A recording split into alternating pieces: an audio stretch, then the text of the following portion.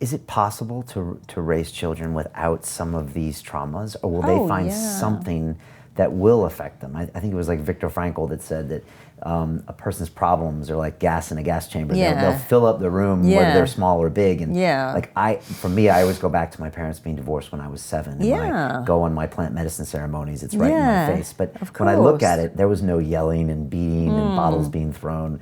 But for me, it was a big event. Sure. I'm wondering, do we just bring those things bigger when they're children? Well, what you said was so fascinating, because events don't affect you, but the meaning you attach to the event will affect you.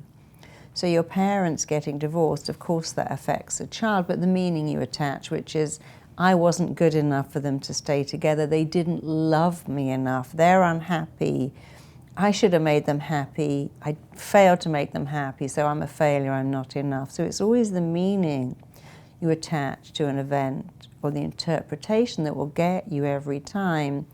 And the good news is that the generation of parents now have more manuals and more videos and more experts who do know what they're talking. Unlike Dr. Spock, who said if you pick up a child, you ruin it, you know, babies are very selfish, don't go to them when they cry, and don't understand that babies are pure sensation. Oh, that baby's manipulating you. They wouldn't know how to manipulate you if they tried.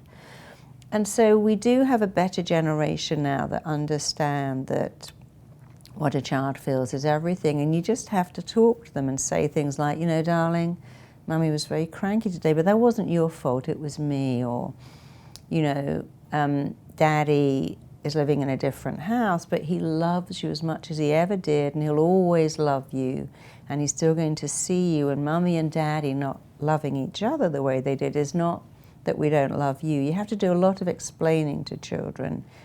And as long as you explain and get them to see it's not your fault, they're fine. And when they mess up, you don't go, you're a bad kid, you're so bad, you're just, I wish I'd never had you. You say, this is not really you, you're a good kid. But good kids do bad things, and today you did something that wasn't great, but that's not you. You still have to rein them in and tell them off, but you don't say you are bad, you are naughty, you are disgusting. You say you did something bad, but you're a good kid. And if you can just dialogue with your children just a little differently, they will be different kids.